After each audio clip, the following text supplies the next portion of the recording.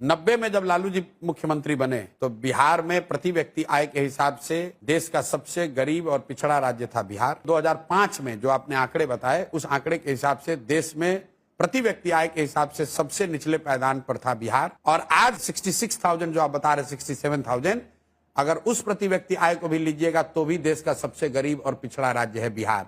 अब आप अपने आंकड़े में जरा ये बता दीजिए कि प्रति व्यक्ति आय के हिसाब से बिहार से नीचे कौन राज्य है, बता दीजिए भाई। बिहार 1990 में भी सबसे गरीब और पिछड़ा था, 2005 में भी सबसे गरीब और पिछड़ा था, और आज भी देश का सबसे गरीब और पिछड़ा राज्य बिहार है प्रति व्यक्ति आय के हिसाब से। दूसरी बात पर आ जाइए, आपने कहा इलेक्ट्रिसिटी कंजम्पशन बढ़ गया। बिहार की आबादी है 13 करोड़, आप दिल्ली में रहती हैं, दिल्ली की आबादी करीब है 1.5 करोड़। 1.5 करोड़ दिल्ली के लोग बिहार से करीब करीब 1.5 गुना बिजली कंज्यूम करते हैं। कोई ये कहेगा इंडस्ट्री में खपत होती है, ये खपत प्राइवेट कंजम्पशन है, ये बिजनेस फैक्ट्रियों का कंजम्पशन नहीं है, क्योंकि एनसीआर रीजन में फैक्ट्री नहीं लग सकती है। तो दिल्ली का जो कंजम्पशन है पर कैपिटा, दिल्ली में प्रति व्यक्ति आए 2 लाख 2.5 लाख, बिहार में 60,000। तभी तो दिल्ली में लोग बैठ के बिहारियों को गाली दे रहे हैं।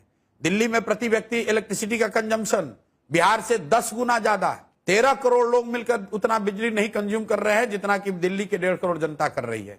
आपने कहा ग्रामीण सड़कों की बात, एक्सप्रेसवे की बात। मेरे भाई, अगर आप अहमदाबाद को, गुजरात को बंगाल से जोड़िएगा तो वो सड़क बिहार होकर जाएगी कि नहीं जाएगी? आप कोई बिहार पे एहसान कर रहे हैं? ये बिहार के लिए कोई एक्सप्रेसवे नहीं बना है। एक्सप्रेसवे ईस्ट वेस्ट कॉरिडोर बना, तो वो ईस्ट वेस्ट कॉरिडोर जो बिहार के जिन हिस्सों से पास हुआ वहां नेशनल हाईवे सुधरा। जब गोल्डन क्वाड्रेटरल बना, बिहार में NH2 था जो जीटी रोड जिसको कहते हैं, उसका चौड़ीकरण हुआ, उसको बिहार को लाभ मिला। अभी पूर्वांचल एक्सप्रेस को यहां से लोग कनेक्ट कर रहे हैं, उसका लाभ मिल रहा है। ऐसा नहीं है कि ये बिहार स्पेसिफिक घटना क्या है? बाढ़। क्या बाढ़?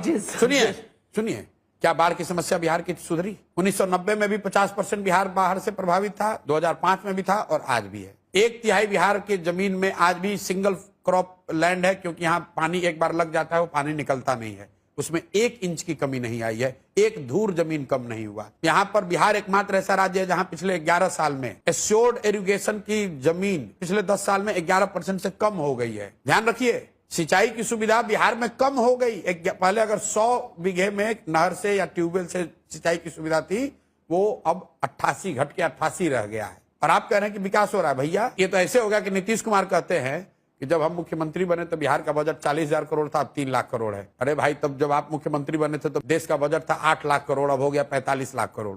वो तो नॉर्मल इन्फ्लेशन है।